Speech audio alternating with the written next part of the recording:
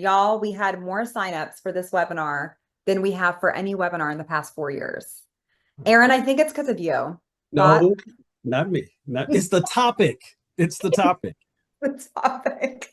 I don't know. I think everyone saw the vice president Mm, of admissions for Ogle is on with you guys.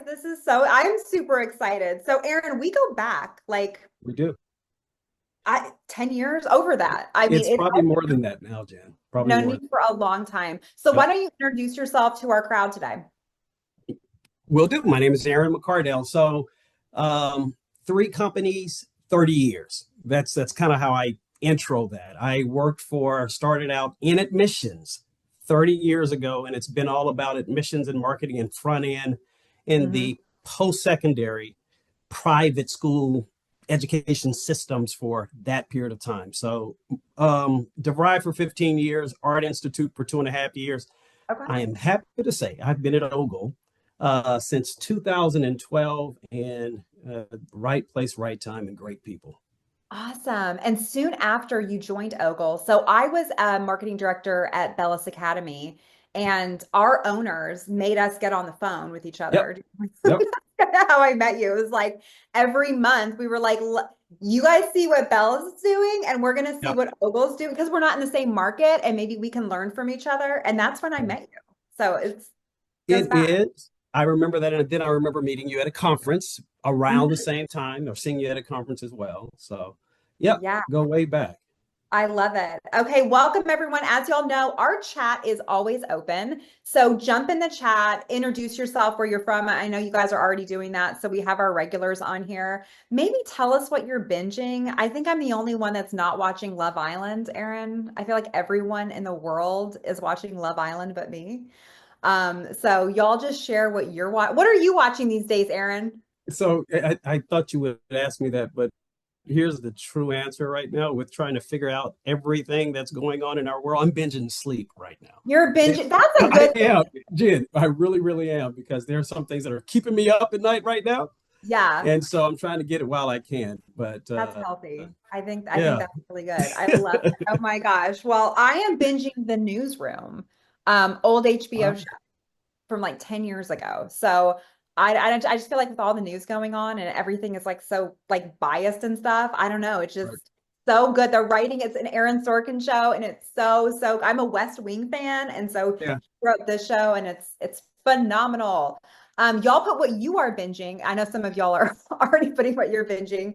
Someone says Poker Face. I don't Poker know Face. Poker Face Yeah, I on haven't heard of that one TikTok. either. And I'm binging old episodes of Survivor because Survivor 50 is coming out, and it's going to be an all stars. So Yeah. there's a lot of good TV out there, but let's get to our topic. All right. I want to chat, you guys, about what is going on. Y'all know I do admissions training around the country. I work with beauty schools, allied health, all that stuff. Aaron has been working with Ogle. And how many campuses do you guys have? We currently have 10. We have 10 nine in campuses. Texas and one in Atlanta. Awesome. All right. Yes, they just opened up a new campus in Atlanta. So we're going to be able to hear some insight on how like a chain beauty school is doing. Y'all can kind of compare yourself against that. But here's what I have seen. When I do admissions training, and people always ask me, they're like, "Can you secret shop us?" And I say, "No, give me a report. If I can see a report, I know what's wrong with your school." And I can look at all the different stages. Let's talk about those stages. Aaron, I know you know my stages I look at. Is this something you look at as well? Lead to contact. All day, every Okay. day. But a number of years ago, because I know a lot of people start with contact rate, right? A number of Yep. years ago, Jen, we kind of simplified it to look at four primary things, and I'll tell you the why behind it. So we're going to Yeah. look at set rate. How many inquiries are we getting, and how many appointments are we setting? And then how many of those appointments become actual meetings or tours? And Show. then how many of those become enrollments? And then how many actually become starts? And so we took out the Fantastic. contact piece simply because the higher up the funnel, the easier it is sometimes to manipulate. So what I want to focus on is how many appointments are we setting based upon the number of inquiries that are coming in. Okay, fantastic. So I look at those as well as I like to look at lead to contact just from a marketing perspective of like Yep. if we can't get a hold of any of these, what kind of crap are we buying out there? Or like what's going on in marketing world? But I'm with you. I mean, the tour is so important. The tour slash interview, Mhm. whether you do it virtually or in person, it is so important because that is what sells the school. Can you give us a little background? Because I think you guys used to do in person. You kind of switched over to virtual. Tell us what Ogle does for tours. Okay. Great question. And of course, there was a time and point in which we're like, okay, virtual is the thing we must do. And at that point, 2020, Hmm. we made the shift. But because of the success that we saw during that period, and then soon after that period, we made a determination to stay that way. And so we are doing virtual, which has really changed our model for us too. And so there are some things that we have to be very intentional about because it is different having someone show up at a campus versus having someone show up virtually for all of their initial meetings. And Yeah. so that's how we operate today. Okay. And I will tell you, that is not how the majority of beauty schools operate. You probably already know that. Most do in-person Mhm. tours. Um, I'm partial to it just because I feel like you're not walking through like an accounting school. You're walking through a beauty school, like this, you get to smell it, you get to feel it. Like it's a little different. That said, virtual tours have worked. They do work. Sure. If you can add an element into it to where you are presenting and you are engaging. So regardless, that is not what we're talking about today. We're not talking about the tour. We are talking about bringing people from a toured status to enrolled. And this is where I see, Aaron, the biggest area of opportunity for schools today, because it's where they are struggling. I want to see, I'm going to give you my benchmark and then I want to hear your benchmark. I want to see half of your tours become enrollments. That should be the baseline, 50%. And I'm not talking about like from lead all the way down to like who shows up for the tour. I'm saying for the people who show up for the tour, half of those should become enrollments. And most are around 30 to 35%. Aaron, what is your benchmark for your reps in this area? Okay, let me qualify this a little bit because it used to be 50%, Okay. period, point blank, when we were on site, on premise, 50%. But Okay. now we have adjusted that a bit to about low to mid 40s, low Okay. to mid 40s. And here's the why behind it. We know that since we are remote, Jen, that there are going to be people that will be willing to show up virtually that would not make that drive to a campus. And so there are going to be meetings that we have that we already know will not move further down the funnel. But the Okay. good thing in that is this: we're seeing more people. We're seeing Mhm. more people because there are always some people that will set an appointment that will not show, but now we've been able to increase the show rate even knowing that not as That's many fair. people will become, right? That makes So that's sense. how That we makes look at it. sense. Okay. That's our standard today. Yeah, yeah, that completely makes sense. That said, this is a really difficult part of the funnel to move people to. And so let's chat about admissions, the role itself, and how important that is. Aaron, I've been saying it for years, admissions is sales. Yep. What are, I mean, and some people get uncomfortable with that. They're like, no, admissions is a counselor. We're just supposed to walk them through enrollment. I want to hear from you. What do you think makes a good admissions rep? What do you look for? And how much does sales play into that? If admissions is not sales, we're missing an opportunity. So let me start there, right? In the sense of helping someone, helping people move to a point of informed decision, admissions is sales. And the question is, do you have the right people that have the right approach to getting that person there? And so, what's important? What's important? I have three C's that I'll share with you. Number one is connect, number two is care, and number three is cut. So, what type of people do we look for? Um, when I'm interviewing people and they ask the question, what makes a strong rep? I always say, number one, you have an innate ability to be able to connect with people.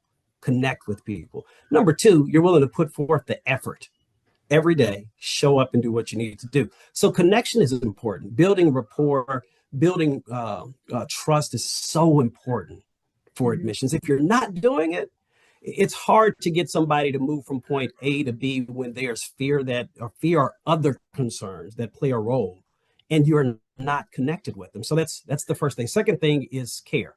People have to know that you care, and it has to be sincere.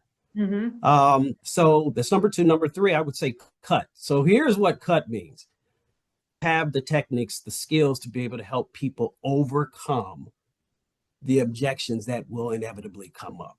Cut through it. So connect, care, and then do you have the skills, the techniques, tools to be able to help them cut through the mess? I think that's great because that's what we're going to focus on that third one today because that is the problem. The problem is leads are walking out that door Right. and they're not taking the next step. And you are not doing a good job dealing with objections and building that rapport like your connect. We're not doing that enough where so now we don't feel comfortable to like circle back around to their why and kind of push them a little bit. So we're going to give you some tips on that today because I will say, Aaron, yes, there are outside factors, right? We know that there are some people that just simply cannot enroll in our schools. But I think for a lot of the time, it really does fall in admissions. But let's talk for a second about it's 2025. What is going Yep. on? There, and I want to give admissions the benefit of the doubt here. So before we get into what they're doing wrong, let's talk about things that are not in their control, which to me is like the economy and the world right now. What are you seeing that's hurting enrollment that admissions simply can't control? So it's the exact same thing. So of course you have all of the standard things. It's the transportation, the schedule doesn't work, childcare, all of those things are still there today. Yeah. So in addition to that, now you have all this outside chatter. What is going on in the world and how will that impact my decision today? Should I wait until later? Is something going to happen with financial aid? Will it go away? All these questions are coming up where just a couple of years, few years ago, many years ago, we didn't have to engage with these questions at the level that we do so today. And on top of that, Jen, you know what? It's also earlier in the funnel. Not as many people are inquiring, or when they do, they're asking different questions today than they ever have before we can even get them to the tour. Oh, So interesting. it's Give me real. some of those. What are some of those questions that we're hearing now that we didn't before? And I will say, the fact that these kids know student loan debt crisis, like they're like, we're in a student loan debt crisis. I'm like, we never said that word as millennials. Like that wasn't even a thought. It was like you just took out loans because that's ever so that is one thing. But what types of things are we hearing in admissions that we're like, ooh, this is a 2025 problem? Yeah, it is. One thing is, how is the economy, and they will use the word economy, going to impact my future, going to impact me starting? How am I going to do this? Financial aid specifically, before they come to us now, there's this, will financial aid go away? And what happens if it goes away while I'm in school? And depending on the demographic, depending on where we are, there are all kinds of questions that come up just related to fear of the now, fear of Yeah, the unknown. And so it's it makes constant. it It makes really is sense. constant. And we're hearing it and we're trying to figure it out too, Jen. Yeah, I mean, I think we know just from research with Gen Z, and of course I talk a lot about it. They're very anxious, and they're very anxious and depressed, and yes, a lot of it has to do with the addiction with their phone, but a lot of it just has to do with like the things they see on the news and what's going Yep. on in society. And I mean, the average childcare costs right now are $30,000, like a year for a family. That's insane. That's bananas. And so. I think we are up against a lot. And so, from an admission standpoint, yes, there Can, are can I times. add, can I add one more point to that? Yeah, sure. And talking about Gen Z and the rate of information, and they know more, but then there isn't always the deep dive to learn more or to determine whether or not what you know is truly something you should be concerned about. Hmm. And so we see that, and so they stop sometimes before they have everything they need to be able to make the most informed decision. Yeah. Yeah, really good point. And that's our job in admissions is to equip them, of course, with all of the information so that they can make this decision. I always say, and let's talk about the cut section, the Yep. connect haircut, because we got to cut through some of this crap that they're going to tell you when we talk about objections that people have. Aaron, it is really difficult to sit in admissions and tour someone and then come back to the office and just say, okay, are you ready to move forward? What do you think? Mhm. Is this the school for you? Are you ready to enroll? There's something about admissions people. Like I know how to do that as a salesperson because I do it all the time. And car salesmen are very much like, ooh, did that feel good? You ready to buy this thing? But there's something about admissions where we're like, I don't want to push them, so I'm not going to ask that question. How do Right. you, so before we can even get to the objection, we first need to ask for the enrollment. We need to ask for that next step. Why is that so hard for admissions Yeah, people? I gave that some thought, figuring that is something that we dive really deep into. So, first of all, let me start high level. It's always fear of being told no. None of us, especially our job is to get the yes. Our job is to help someone go to the next step. We don't want to hear no.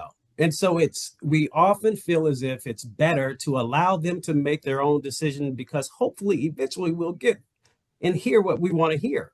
But that's not sales. That goes back to your earlier point. That's not sales. We have to truly help someone paint the picture, overcome the objections, make the decision. Yeah. And so that's what I think it is. And but here's the bigger thing. Here's the bigger thing. Here's the bigger reason why they're afraid to ask. Because they have not built the case to be able to make it easy to ask. So it's hard to ask because you haven't done what you needed to do to make it easy to ask. Yeah. And that's probably the single We're so most right about important that. thing.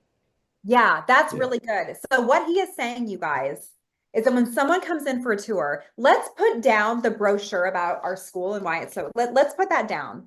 And let's take away the stupid questionnaire that you have.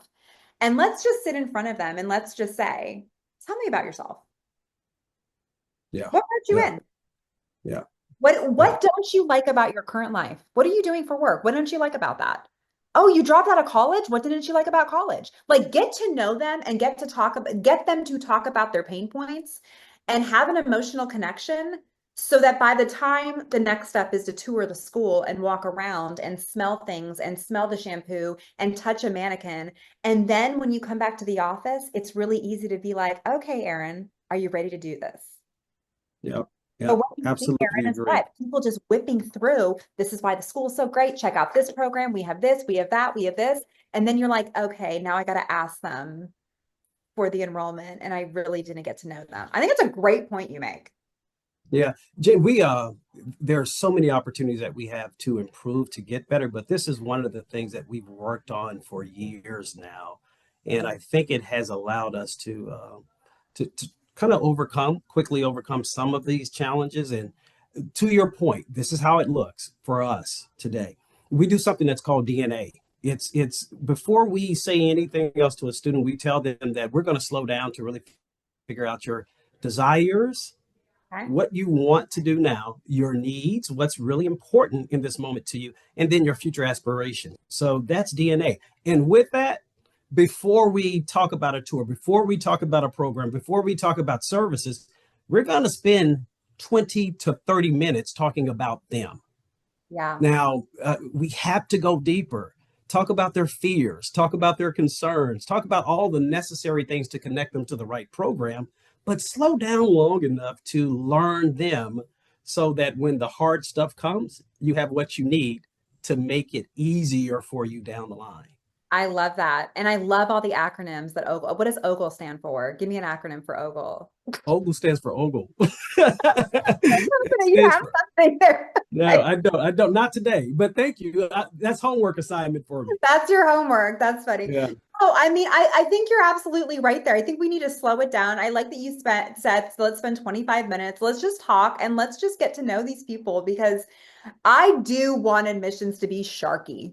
I want them to come back into the office after that tour, and I want you to say the words, "Are you ready to enroll? Let's do this." I want you to move them forward. And don't ask them, "So what don't you like?" Like I would like, let's first ask for the enrollment and then let's move to objections, right? Because like now we're 50-50. They say, Yep. yes, let's move on. We didn't have to deal with any objections. Right. Great. Let's Right. move them to the next step. But now they might come with some objections. Before we move on with the webinar, we do have a question. Are there slow seasons for enrollment? Yes, absolutely. Uh, Aaron, what do you guys see at Ogle as the slower times? Slower times are going to be spring and Mhm. early summer. Really, it's all of spring. All right, we have 9 static starts per year. Our biggest starts year in, year out. Beginning of the year, New Year's resolution. I'm going to follow my passion, my career, this is what I want to do. Right. Yeah, And then back to school. Those are the biggest times. It's beginning of the year, fall. yeah, Everything else can be considered slower, of course, slower than those two. So yeah. that's what happens. Yeah, that's what we see. Yeah, I think that's really good. And then Carrie, you asked, oh no, Mercedes asked a really great question. We're gonna get to that here at the end because I actually have some tips for that. So we'll pivot and talk about that. And y'all feel free to jump in the comments and share your own insights because I know that everyone's reading them as well. Let's get back to some questions about those objections. So it can obviously be extremely awkward moving people forward. We just chatted about that. But what about same day enrollments? Do y'all do that? Is that something you guys push for? Do you like a same day enrollment or do you always have to wait for a couple steps in between? No. So this may be one of the things that has helped us, Jen. We love same day enrollments. I encourage same day enrollments. I think it's important to really help and capture someone when they're at the height of, yes, this is for me. But have you done your job to get them to say, yes, this is for me? And if they have, same day enrollments for sure. So let me go back too, because I think this may help with us doing all of these meetings remotely now, Jen. We not only like same day enrollments, we like same moment appointments, same moment meetings. If Okay. someone is available, and about 15 to 20% now of our meetings are same moment. They You mean inquire, they we're in touch request with them. info, they request info, you call them and you're like, let's just do this right now? Absolutely. Got them. Absolutely. Why They not? Okay. request info. We have them. If they have the time available, we will spend that hour with them or so to make sure that we capture them while they're most capturable, while they're ready to go. And Yeah. so with that, we go through the process. We have a structured process, and we were talking about the funnel earlier, right? So Yep. our tour to enrollment, we call it commitment rate. We call it commitment rate. And this is why we call it commitment rate. We're going to get all these, we're going to spend time with them to get to know them. That's the first thing, right? But then we're going to go through the process of, based upon who they told us they are they right for the program that we offer? And if they say yes, we're going to ask them a question. Tell me more. We want to get them to say yes, but we want to make sure that they have that's it's in their own words. We do the same thing with student services. We do the same thing with financial aid. If you apply and are eligible, we do the same thing there. So it Hmm. makes getting to the enrollment a lot easier if we've gotten all these yeses. Hmm. But Yeah. going back to your questions then about the same day enrolls, if we're doing that, no way are we going to say go away and make a decision. No, you said yes to everything. Now let's move forward. Okay, well, so someone in the chat had a question then about a same day enrollment.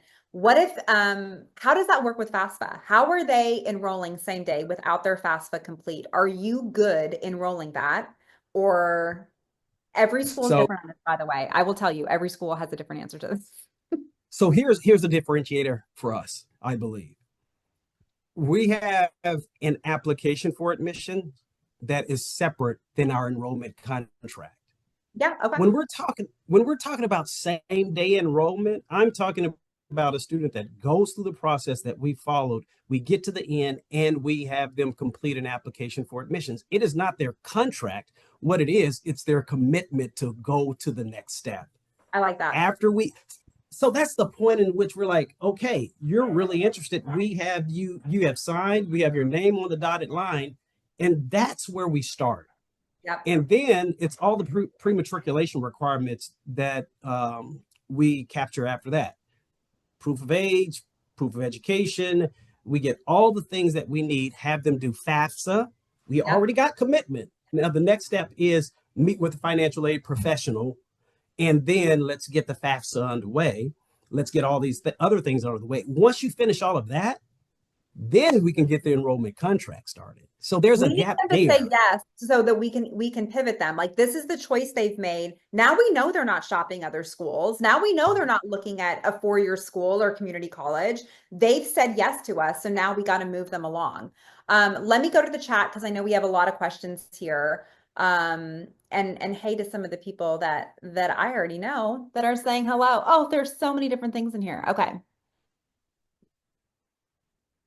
Let me make sure I'm getting something good. Okay. So someone actually, Bailey, she's been told no more same day enrollments.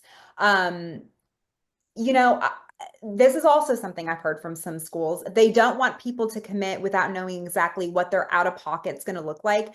Like Aaron just said, you guys, they're not signing a contract, right? Like they can get Right. they can sign sign that first application and we can call it an enrollment. It's not a start yet, but to me, that really helps people move along the funnel when they've said yes to something. So I like that you're not pushing contract work in front of that. You're not like choose your start date, you're starting here and like literally you're just sort of like having the conversation, you're starting the paperwork, but we're going to be pivoting them along. So I think that's Yeah. really Another point about that in terms of how we're doing it, again, guys, oh, there's so many things that we're working on right now to go to the next level, but this is something that we've really slowed down to think about.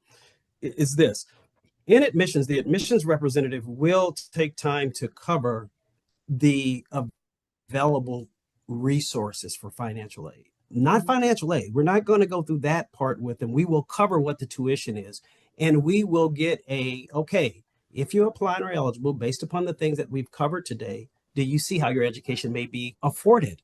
We look for that. Yes, we've covered the tuition. We've talked about them applying for grants and scholarships and in the other aid sources that are out there. And they don't have to have all the answers to say, yes, I'm willing to follow the process and to figure out more.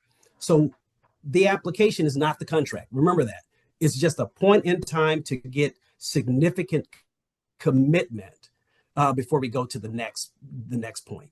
And so that's possible that they haven't even done their FAFSA yet. I mean, that's what you're saying. Because some people are like, Yep. well, do we enroll them without the award letters? What do we need to guys, people can commit going to your school. This doesn't mean they're signing contract paperwork. You guys again, it's an application. Is that what you guys call it? What do you call it? An Yeah, application? we call it an application. So let's back up because I see, so for nomenclature purposes, so an application is different than an enrollment contract. So Yes. it's a same day application. So the verbiage doesn't throw anyone off.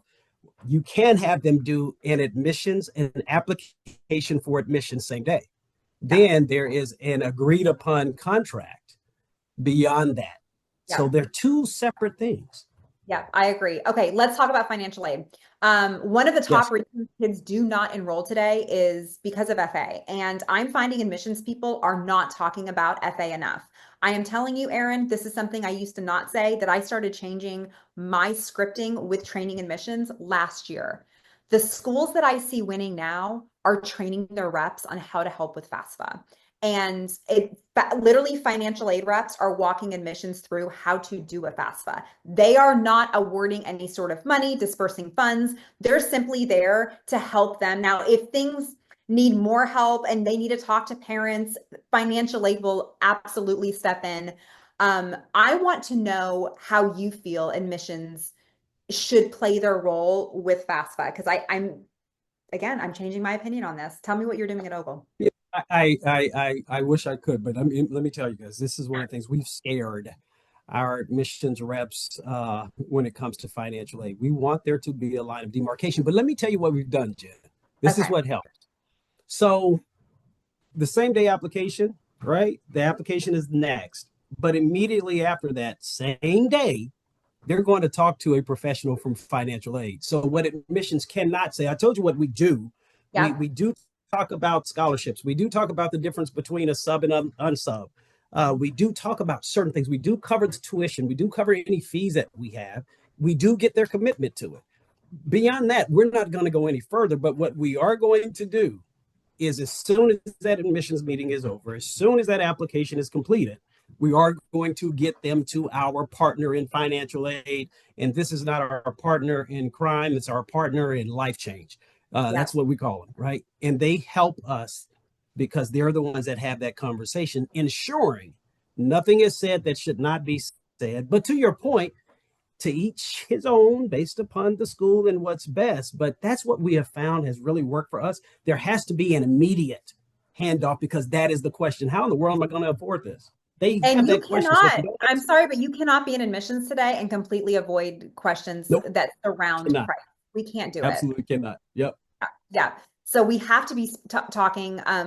I feel like reps need to feel more comfortable, Aaron, and maybe it's having conversations with financial aid or their director. They have to come to the table confident to answer those questions.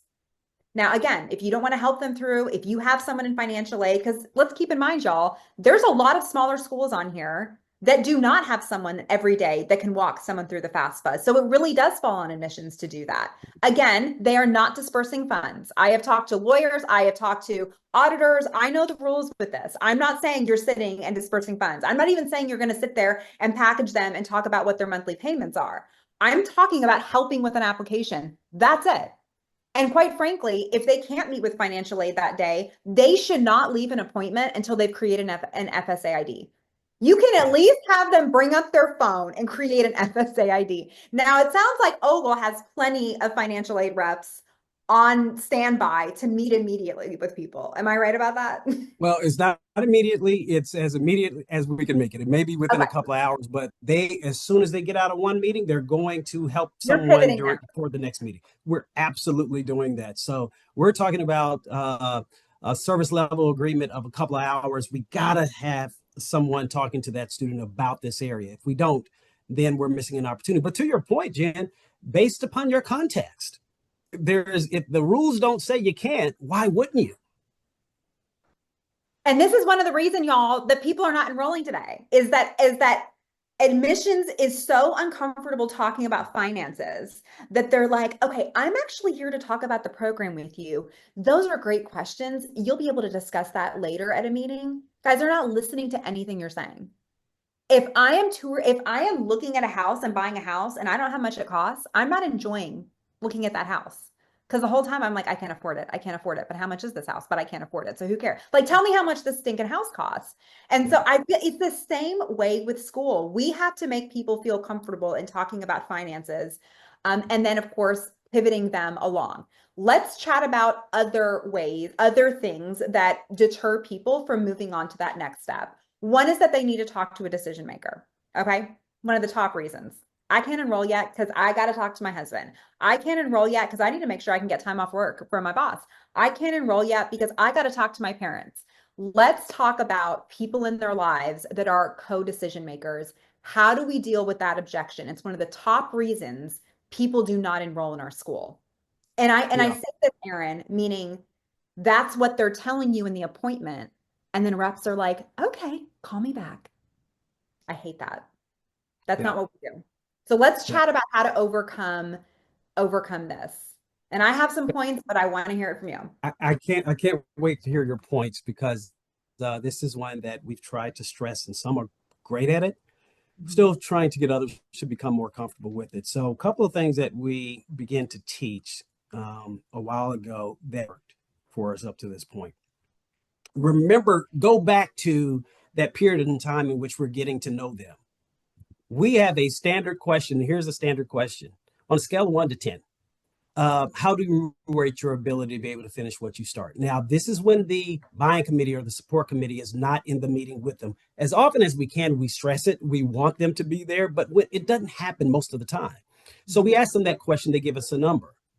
And then the next question is, okay, I know you've been talking to somebody about doing this. I know that there are those that let's say mom, let's say dad, whoever that support that buying, identify who they are first and foremost Yes. before you ever get to the point of saying, okay, let's do the application. No, it has to happen long before that. Here's what we do. Here's what we do. And the most successful people do this so well, right? When you can get them there with you, fantastic. When you can't, then this is what you do. Between text messaging and phone calls, call them. That's one of the things that be bold enough, care enough to be bold enough. You'll hear me say that a number of times. Care enough to be bold enough to have some uncomfortable, uncommon conversations.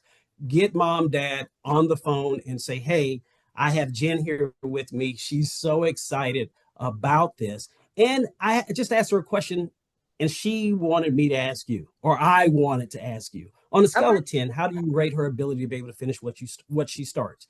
8. Okay, why do you say that? Great. We're going to keep talking. And there are a number of things that are going to come up. Is it okay if I reach back out to you if other questions come up, just to make sure we get your support?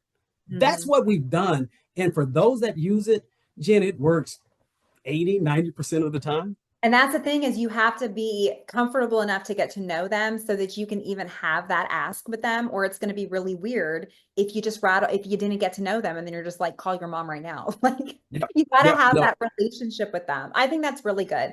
A couple things that I tell schools is, one, obviously I would just like lean into it and be like, I think that's great.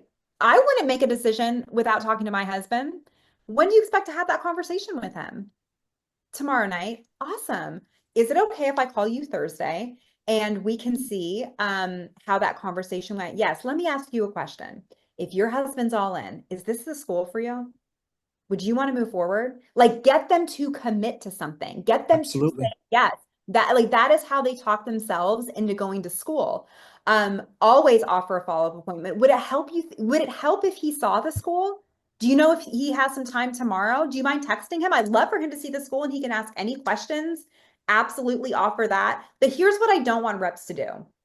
I don't want reps to be rolled over. And right now they're being rolled over. People are like, okay, great. Yeah. You talk to your mom and you let me know how that went. Don't do it. You have two options at the end of a tour. You either get an enrollment or you book a follow-up, period. Mm-hmm. You book put it on your calendar. I'm calling you Thursday. Does that sound good? When do you expect to talk to your boss? Awesome. I'm going to call you Friday to see how that conversation went, to see if you have any more questions.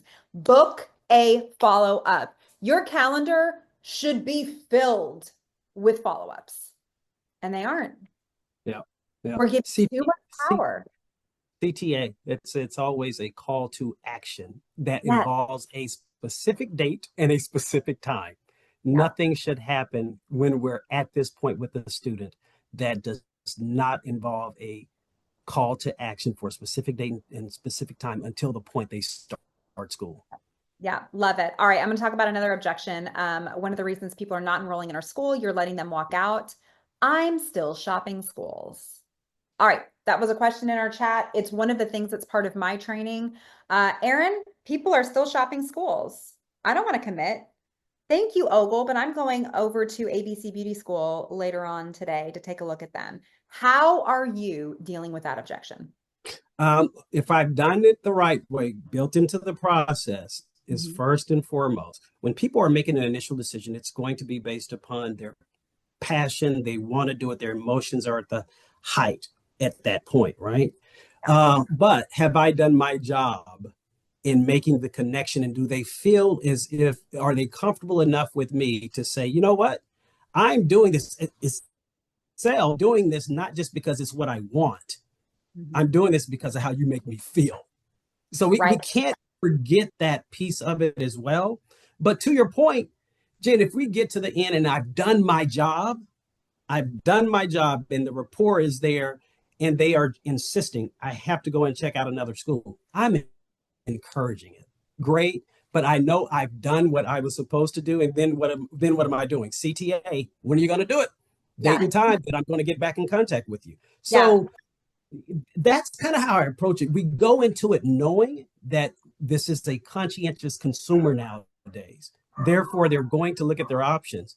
Therefore, I have to make sure that I'm making such a connection with them to where when it's all over, it's not only the school that they're choosing, but they're choosing the relationship that they've made in that period of time. I'm with you. That's why the admissions role to me is so important. It's really got to be that rapport building. Something I would ask of that lead is I would ask when they're looking to make the decision. I would say, I think that's great that you're taking this decision so seriously. When do you plan on making your final decision? I plan on Yeah. making it by the end of the week. I plan on making it by the end of the month. Great. I'm going to check in with you in a couple days just to see how your tours went and see if it sparked any additional questions that you have for me. Put it on your calendar and make sure you call them or ask them, is there something specific you're looking for in a school where you will know that that's the school for you? Oh, yes, I'm looking for a school with social media training. I'm so sorry, we forgot to mention that. Before you leave, I'm going to give you a pamphlet on our curriculum. We actually have that built into our curriculum. Like we need to find out what are they looking for to say Yep. yes, and Uh, when are they looking to make that decision? yep. Those are the two things. That's So what you do every time. Don't let them walk out that door without a plan. agreed. And so that 25-minute period there, if it's utilized the right way for those that do it the best, Jen, we're getting all that information. So what we're actually doing, we're asking those questions about, have you thought about any other schools? Have you looked at this? What we've asked all those questions. So as we're doing the tour, remember ours is done before the tour, before we talk about program. As we're Yep. talking about the connection between us and the student, potential student, we're resurfacing those things. We're Mhm. resurfacing those ideas to be able to what are we doing? We are dealing or addressing the objection before it ever becomes something that we can't overcome. And Yes, then and we I have a like that. better chance of the yes when we get to the end. Yeah, so if you know straight up like childcare is going to be an issue and that's like something that you've talked about earlier, like, oh, well, I have two kids and oh my gosh, now looking at the schedule, I don't know if I'm going to be able to make it. Of course, at the end, their objection is going to be, I have kids and they need childcare. So that's why we need to be listening to that. That's why I like cannot stand when reps are so hell bent on like just going through everything about their program, asking really, asking questions and writing. Just put down the pen and get to know someone because you're going to be able to retain the things they said and you're going to be able to say something for that. I want to talk about again more pivoting. So let's say we booked a follow-up, or let's say the next step toward enrollment is to do your FAFSA, okay? And they leave and they're not getting a hold and like they're kind of ghosting you. They're not answering the phone. We need to come up with better scripts. I'm sorry, Aaron, we do. Hey, it's Jenn. I know you met with me and you seem really excited. Still would love to talk to you. Hey, it's Jenn. It's been 3 days since we chatted. I see you haven't done your FAFSA. I really, really want to talk to you. Tell me when you can jump on the phone. I find everyone's follow-ups a little stale. So Mm-hmm. let's chat about more interesting follow-ups that can make it better. One of the things is what you mentioned, which is if you have a specific follow-up with them, I'm going to call you Thursday at 2. They will be more likely to answer, which is why we need to do that during the tour, Mm-hmm. right? Like Mm-hmm. we need to have specific follow-ups. Do you have any other tips on following up with leads who you've already met with? So the other tips, and again, let me go back to our process that's in place and then those that are actually doing it the best today. Jen, they're tenacious.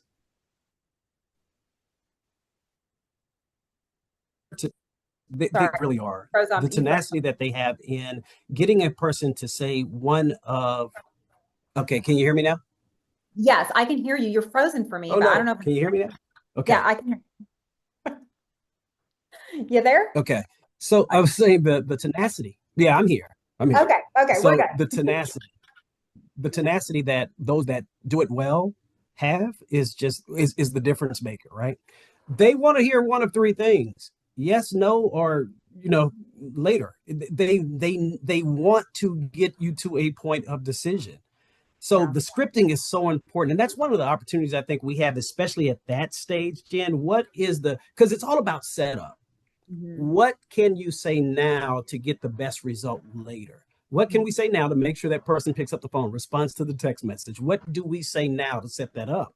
And I think we can do better in coming up with that. But for those that do it well, they're going to, and I don't want to say bug, but they're going to strategically make sure they keep trying Yeah. until they get you one way or the other to make a decision. And that's really what it's all about. And Uh, it's to keep trying. I think sometimes we give up. Like they didn't answer the phone, they didn't answer our text, and then we're just like, okay, we write them off and we move on to the next lead. When it's like, y'all, they met with you. There's a 50% chance they're going to enroll. Like we need to work and push this a little harder. Something I know about Gen Z is they love steps. Like they love a list. Every time I do a training, I'm like, how many Gen Zs are in the room? And I tell them to open up their notes tab and I go, how many notes do you have? And they all say like 1,500. Aaron, I have one note. It's continuous. It's just the same note. Okay. Like I'm old. They have like a billion notes and all these lists. They're list people. If you could send a text of like, hey, there's 5 steps to enrollment and you've already done 3. The next step is to do your FAFSA. Can I help you with that? That to me is like such a Gen Z text because it's like I'm over halfway there. There's only 5 steps to enrollment and I've already done 3. Yes, I do need help with FAFSA. You're right. I haven't done it. I do need help. Can you book me an appointment? And that to me is how you pivot people. I just find that we're not thinking like the lead and we have to be very, someone said, make it personal. Like, hey, I know that childcare was an issue and that you were going to look into that. Is this something I can help you with? I found a list of 10 daycares that are within 5 miles of our school. Can I send that over to you? Like we have to be like really hands-on with these students. How do you feel about that approach? Just like a little more uh, personal. Personal, I saw that in the chat also. So making it personal, yeah, it goes back to the connection. It goes Yeah. back to the rapport that was built. So I think that's important. The scripting, I think, is important too. The concept of 5 steps, you've already done 3. I Yeah. like that. I made a note. I'm making a note, and so that will Yeah. be something that we put in the formula. Yeah, it's going to help move people along. Samantha asked, how many times, curious, do you follow up if they're ghosting? You guys, I think it really depends. Honestly, I think it depends. If we have someone whose top objection was childcare, they are less likely than someone whose top objection is I'm still shopping schools. You need to be following up with shopping schools more. Childcare is like, if they can't find a babysitter, they can't go to your school. Like, I don't know what to tell you. Like, you don't want them anyway because they're going to drop out. So, I think what we're wanting is like, I don't know, Aaron. I mean, keep them on your nurturing list. Make sure you are calling them a couple times a week. Like, you got to keep checking in with them. Yeah. So there are going to be things that you cannot overcome. So let's say if the schedule just does not work now, I Yep. think for us, the first thing that we do is try to identify that as early as possible in the process. If it just doesn't work, it just doesn't work. Be upfront about it, uh, let them know, and then help them come up with a life plan if they want it to be able to move them down, to move them to their desired goal Yeah. later. But um, that's kind of Jen how I see that one. It's being honest about what's not working, why it won't work, and then the cadence, the nurturing is so important. If it's an automated email, if automation is possible, text message, if it's not automated, put them on the calendar to make sure that the follow up takes place over a period of time. Again, the most tenacious and the best reps I see are the ones that are going to get you to say no or Yeah. yes, and they will help, and they'll challenge those no's to see if it's really a no or if it's a not now. The best reps will have a list as to why people are not nows. I have 14 people on my list who Yep, cannot enroll because of their finances. Great. and here are the reasons. And as soon as they come up with a scholarship and you've talked to your director about that of like, I got 14 people here who just literally need a little help to get over their gap. Can we offer a scholarship? Yes. Now I know how to personalize the message to those 14 people. You really got to keep good notes. The best admissions people have notes as to why people aren't enrolling. Okay, really, really good. I want to talk about an area of opportunity, Aaron. This is what I did this firsthand when I was a marketing director of a school. Admissions can create better curriculum and better schedules knowing what their leads need. Let me give you an example here. Aaron, you're frozen for me or you're staring? Okay. No, I'm listening intently. I'm This is like, oh, okay, what's going on? Let me tell you, back in the day, everyone had Tuesday through Saturday schedules. This is just what every school did. And it wasn't until we were in a meeting where admissions was like, no one wants to go to school on Saturday. Everyone is going to soccer games with their kids. It's too hard for parents to take off a Saturday. It was admissions where we were like, huh, why don't we try Monday to Friday? And now look, we were one of the first schools in the country to do Monday to Friday. And now they all freaking have Monday to Friday. I mean, to me, are y'all Monday to Friday? Yes, we are. Okay, so you're not the dinosaur. God, I had this conversation with someone and they're like, oh, we're still Tuesday through Saturday. I was like, this is awkward. So yeah, I mean that really happened because admissions sat at the table. And I remember when everyone was adding lash extension programs around 2015, 2016, everyone was adding it to their SD kit. And it was admissions that's sat up in our weekly meeting and said, you know, I have people that want the cause program, but they're taking SD because it has lash extensions. And we were like, I think it was me. Yeah, It was me yeah, that listened to that. And we were just like, oh, I was like, why don't we just let's just add lash extensions to cause. And we right. did. In enrollment boosted 19% for Cosmo for the next 3 class starts. And I'm just thinking like the power of admissions for a change in the school. Like y'all know the objections, write them down and overcome them. If you know you could enroll more people with a 3-day schedule, tell your owner.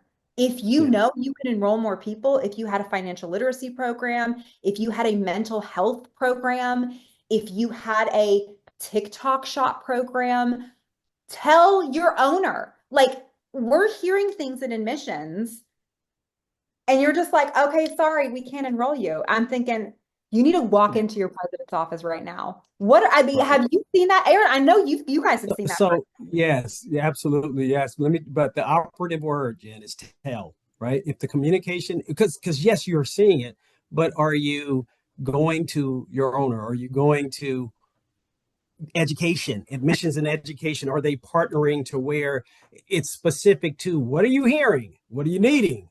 Let's do it.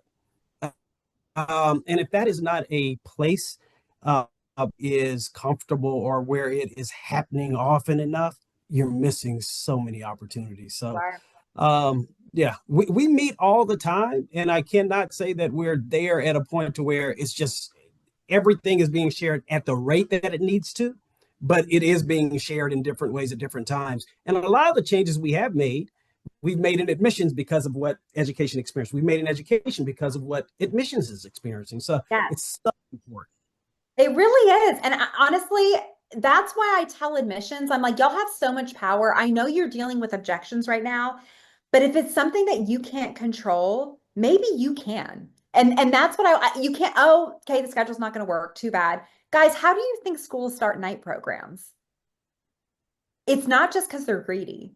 It's because they know people want night programs. There are people requesting information that are like, hey, I could go to school if there was a part-time nighttime schedule. And that's why I'm like, we need to start listening to admissions to develop our curriculums more. I've been saying this all year because it's what I've been hearing from admissions. One of the top reasons people are choosing beauty school today is because they want to become influencers because they've been following influencers on Mm-hmm. TikTok and YouTube since they were little children.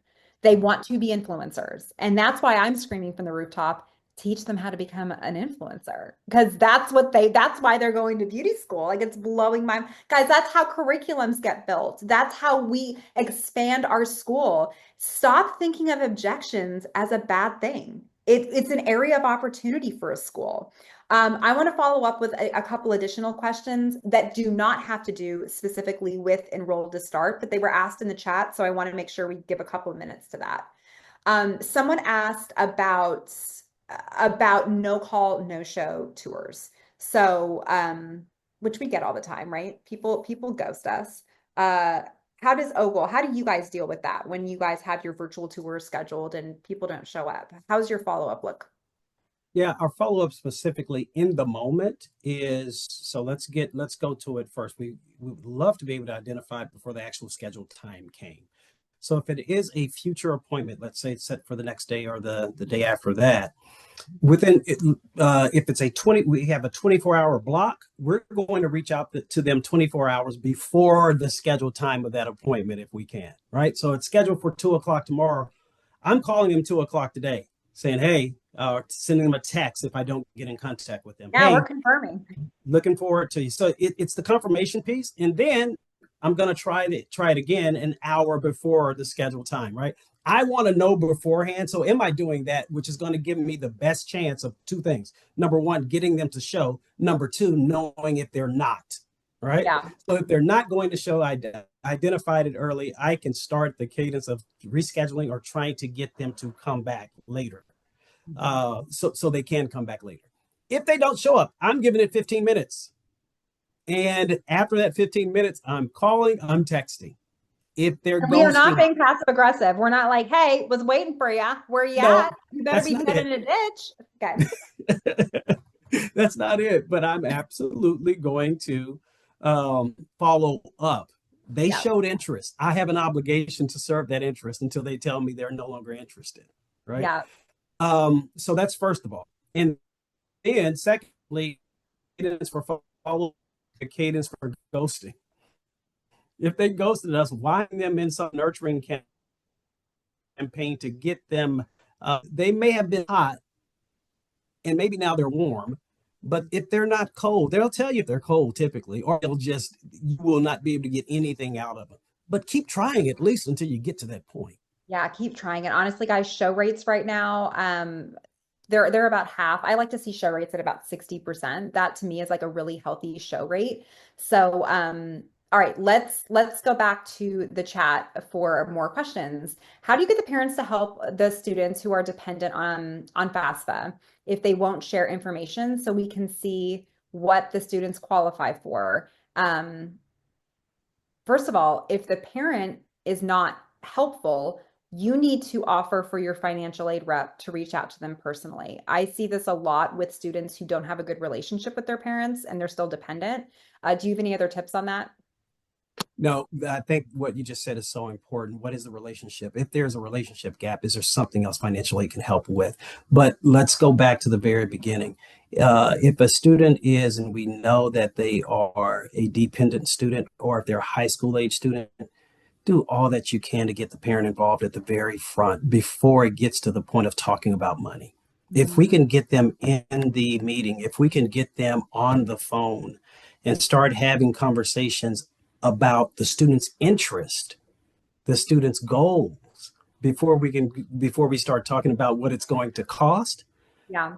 we'll be more successful at the point that we have to get there. And I think that's what we miss. We miss it, and then we have to recover from it because we didn't do it right at the very beginning. Yeah. We Yeah. require, if you're high school age, your parents must show up to the meeting with you. Period. You know, I had Becky, who's actually in our chat. She's with T-Spa. She's their director of admissions there. We did a webinar specifically about that and that's what they require. They will at least it's the ask. It's not required. I will say they ask for the parent to show up. And we did a whole hour just talking about how to tour parents specifically. We are seeing, especially at Beauty Schools Directory, more and more parents are filling out forms. Yep. Yep. These helicopter parents. It's unbelievable. Melinda asks, okay, so she knows that Gen Z, they know what trends are. How is admissions keeping up with that? Y'all, we got to know what's trending. And really, I feel like, again, I feel like admissions just learns that from sitting in the office because you hear people say, do you have lash extensions? Do you have brow lamination? Like they're staying up on the trends hearing it from what the tours are asking. So I do think it's important for you to relay that to education, but I would hope your school has a really good director of education that's Huh, keeping, right? our school? I'm sorry, I think she's Or one just of schools in general, our schools in, school. Oh, I thought you were talking about our school. I'm like, I think no, she's no. one of the I'm sure best. your school is fantastic at that. Kim Layton is fantastic when it comes to keeping up and going forward. And are we progressing and are we adding more? But to your point, Jen, I think the student will tell you what the Yeah, trends are before you know it. They yeah, come in knowing what they want, they come in knowing what's hot. yeah. And so the question is, are we communicating with education to make sure if it makes sense, we're addressing those things? Yeah, yeah, I agree with you. There was another question about how after they're enrolled, how to get them to start. Guys, that's going to be another webinar. I have it scheduled for I'm looking at having it slated for later this year. Because that itself, I have an hour training just specifically on that. So I don't want to spend too much time on that here. Let's see if there's any more questions. Oh, would Aaron be open to show our school how his virtual tours are done? All right, we're not going to mock it, but could you just kind of give us an overview of how you do that? And let me just say, just because I feel like I would be doing a disservice, Aaron, okay? And I love when I disagree with my guests. I like an in-person tour. Sorry, I do. I love an in-person tour. I think it's what beauty schools should do. I don't think every beauty school on here should be pivoting to do virtual tours. I think it might hurt your enrollment. That said, if you do them, I bet Aaron's the best in the business. Tell me how you doing. I don't know if we're the best, but we're trying to become better. I'll say that. Um, we had to stop and create something that was specific to virtual. We could not just repurpose the old. We had to throw it out and create something that was for Gen Z, create something that would work like this. Okay. And so that is the first thing that we did probably a year and a half ago. We like, okay, we're gonna stop trying to Frankenstein the old and build something brand new that includes videos, that includes some picture in it was just it's next level for us, right? Mhm. Here's what we did for the tours. And Jen, I agree with you. If you're not a lot of time, effort, and thought has to go into it because there's nothing like being able to see it for yourself, touch it for yourself, hear the noise that goes on. There's nothing like that. What we did though is spend some time creating drone videos inside the schools. So you're Okay. getting this walkthrough view and being able to see and being able to not hear but see what's going on, and they are very very well done to where students are like, wow. Now here's the second point. Let's get them to a campus very quickly. After all that happens, we're getting them stitched in, they're excited. We do want to get them to orientation and make it a great experience. We do want them, if they want to take a tour or have an experience, Ogle experience, where they come in and get a service, we want to do that. And So if they come in for the tour, so let's say you did a great virtual tour. I love that you made it visual. I think that's first of all super important. Y'all can go on Canva, do the presentation thing, and just like create some really great slides. You can insert some videos. I think that's perfect. But yeah, what happens when they show up on campus? Is it that rep that shows up, or do you have a teacher there or a front desk person who walks them through a school if they want to see it? great question today. If we actually, where it's structured, we have what is called an Ogle experience where they go in and they get a service. So we really want them to go in and experience it for themselves. Now, we don't have that at every location. The locations that we do where it's structured, it works very well, and it's often um, the sometimes it may be the school director, sometimes it may be one of the educators, but they know they're coming. It is structured. Okay, but every student must have go through orientation, right? Right. And it's usually the Thursday for us. It's the Thursday before class begins, so we have to get them there. Yep. We've also created a virtual orientation too, which is we don't want our students to do that, but we have to have a mechanism in place to make sure they get what they need before they actually start school. The Okay. orientations are full of such great information. There's such high energy. The students typically that make it to orientation as that first step, they're going to start school. The majority of them are going to start school. I mean, I would hope so. It's also funny that I love that you said it's high energy and great because I've sat in some super boring orientations where it's like, these are the leave of absence rules. And if you don't show up, it's just Yeah. like, and it's just awful. And so, I mean, there's nothing like a buzzkill, nothing like finally getting to school and then being like, I gotta start this school. This is boring. So I Yeah. love that you said high energy. To me, orientation, in my hour training I do on how to get people to start, one of it is like specifically on having a killer Yeah. orientation. Yeah. So yeah, I think that's great. So I hope y'all learned a lot. I feel like there was a lot. I mean, y'all, I'm sure I missed some questions. I want to go ahead and apologize. This chat literally blew up. This was like the craziest chat I've ever seen, probably because we have hundreds of people on and I couldn't get to everyone. So let me just send my sincerest apologies for that. I could have done better. It was so much. It was so much. But let me tell you, I want to thank Aaron. Aaron, you were a great guest. Thank you so much for being here. And I appreciate just knowing you all these years. Y'all give it up for Aaron in the chat happen. We Did were I? frozen. You were frozen too. Everybody was Oh, frozen. my word. So, but yeah, yeah. But thank you. I don't know the last thing that you said. So I think thank you, right. Thank you for being here. If you had anything else to share, oh my gosh. This is why we don't do virtual tours, you guys, because this would happen. No, thanks, Jen. It's been great being here, and I learned a lot too. So thank you. I definitely one of the points about the verbiage regarding being precise in following up and getting them to show back up for down the funnel stuff. I So, loved what you shared specifically about same day enrollments because I think more people needed to hear that. So I think oh that yeah. was, thank you guys. I appreciate y'all. We'll see you next month. Bye, guys. Bye.